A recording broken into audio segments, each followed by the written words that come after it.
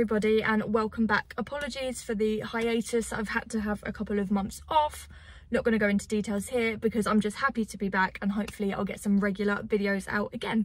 So I am about to go in and see A Quiet Place Day 1. I'm super excited because I love the franchise. I have seen some early reviews of this one and it's meant to be good, and some people are even saying it's the best in the franchise. So I'm very intrigued to see it. I'm not going to keep you hanging. I'm going to go and see it now and I will meet you back here later and I will let you know my thoughts. If you're checking it out as well, do let me know in the comments what you thought. See you soon. Hello everyone, so it is the next day. I have just pulled up to go and see Kinds of Kindness, but let's talk about A Quiet Place Part 1. I nearly said, what am I saying? Part 1? What is that on my nose as well? Oh, anyway, it's called A Quiet Place Day 1. You can tell I haven't done this in a very long time. And I am happy to report that I really enjoyed it.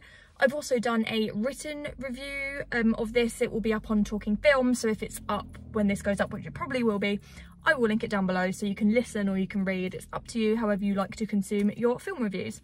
So the first thing I want to mention is the performances. Obviously this is a prequel, so we're not following Emily Blunt and her family anymore. We are following new characters.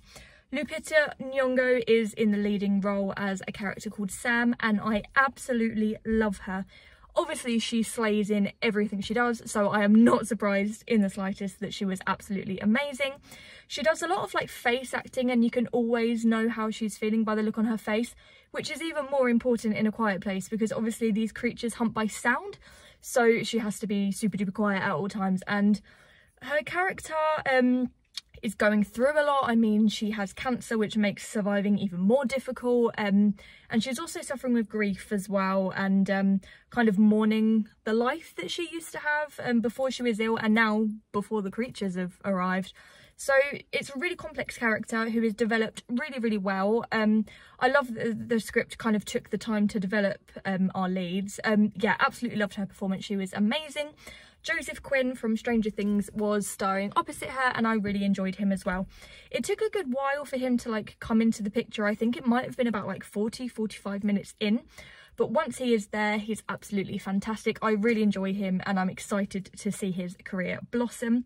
So his character is called Eric and he's kind of like very lonely. He's British, but he's in New York, which is where this is set, to study, and automatically as soon as he meets Lupita's character he kind of latches onto her, which you pretty much get straight away, but you learn more and more that like he's super lonely and he just doesn't want to be alone because he's so terrified.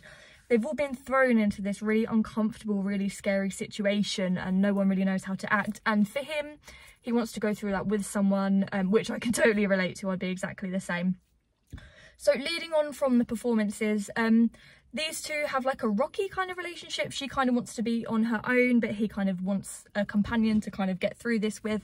And watching their friendship dynamic, whatever you want to call it, blossom, is one of this movie's best assets. It adds a lot of heart to it, a lot of emotion, and it allows them to fully show their range. So I really enjoyed their characters, I really enjoyed their dynamic, and yeah, I was just glad really that the script took the time to develop them, because obviously we only have like the film wasn't long, it was like an hour and 45 minutes and they're completely new to us. So to like them and get on board with them and feel the emotions that I did, that is thanks to equally the performances and the script. So speaking of the script, outside of our characters, I think horror is kind of under the microscope a little bit at the moment for its kind of like remake, reboot, sequel, prequel, blah blah.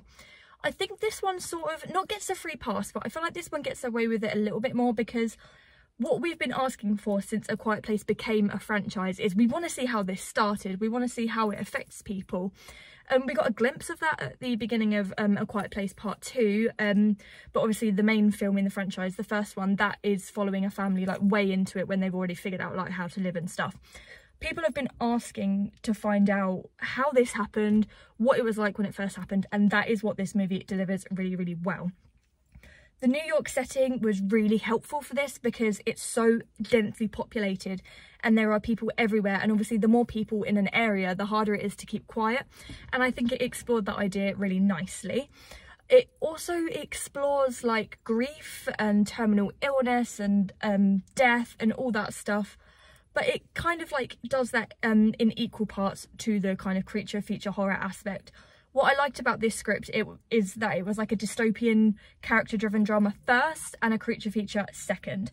It's not to be compared to at all Godzilla -1, but that's the kind of approach it reminded me of. The reason we all loved Godzilla -1 is because it put the characters at the forefront and Godzilla was like, you know, an add-on, but it worked, and that's exactly the same here. I think you get what I'm trying to say. But the script balances a lot. It's a lot to take on in a really short amount of time when you've already got an established world and you're trying to make us care about these new characters. But I think it hits the nail on the head. Now, let us talk about the horror.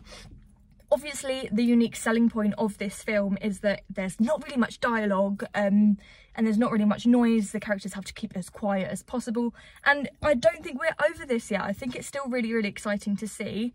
The film is so freaking tense throughout. Like, you're sitting there like watching their feet, making sure they're not standing on anything, making sure they're not dropping anything. It's exactly the same as it was the first time. You're just sitting there in silence on the edge of your seat, and in a packed theatre to be able to hear a pin drop, that is really cool. So that's obviously thanks to the amazing sound design.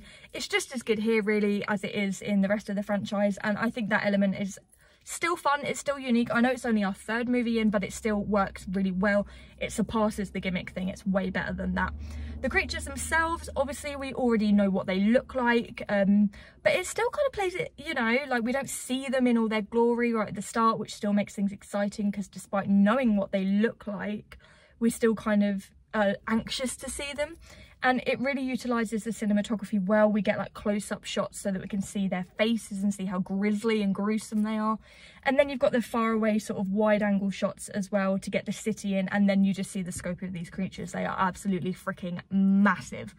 So due to it being in the city as well, it's kind of like a combination of action and horror. Buildings are being demolished, fires are starting, there's explosions, cars are flipping over, like people are getting thrown and dragged. Like, honestly, it is really, really intense. I was on the edge of my seat. Obviously, when you're in the cinema as well, the jump scares work really well. Obviously, I complain about jump scares, but in a film like this that relies on silence, when there is like a monster or something like that, it really does make you jump, and I don't mind it in that sort of setting because that's what it's for, that's what works. The creatures look gross, they're utilised really well. Like I said, the horror takes a back burner kind of for the drama to take focus, but that doesn't mean there is a lack of creatures in here. We've got so much creature chaos and it works really, really well. The only nitpick I have on this film, and it's a small nitpick because I really, really liked it. Yes, it gives us the start of the alien invasion. Yes, we see them hit the earth. Yes, we see people slowly try to kind of work out why they, like how they hunt and to be quiet and stuff like that. Yes, we get all that. Do we learn anything else about like the lore or why they're there or anything like that? No. If you had questions going into this one, you probably still have them just because it doesn't really take the time to answer those. It works well, that approach with the film, like it flows nicely and it's not bogged down. But at the same time, if you're doing a prequel, I think there are a few questions that people would have liked answered, kind of, you know, with that. I've just gone to finish and I've just realised that I've almost forgotten to mention the cat. The cat is such a big role in this film and oh my god, I absolutely loved it. It added to the fear factor as well because yes, I cared for the human characters, more debatable, but I really cared about that cat. I was like, oh my god, when you jump, don't land too heavy, be careful, don't meow, don't run away. Like there's times where it like jumps out of her arms and it's like, oh my god, it just adds like a whole other fear factor to this thing. So all in all, I really enjoyed A Quiet Place Day 1. I loved the performances, I loved the characters, I really liked the world building. I just love spending time in this quiet world. The creature design is fantastic, the cat is amazing, and it's such an emotional story. I was very close to crying. I didn't, but I nearly did. And I think for a film that doesn't have much dialogue, like the way it manages to make you feel, definitely it needs to be commended. Overall, my only nitpick really is the kind of that it doesn't add anything to the lore, so I'm happy to give this one 4 out of 5. Like I said earlier, do let me know down below in the comments what you thought of this one. I can't wait to chat with you about it, and I will see you guys at my hopefully Kinds of Kindness review. Bye.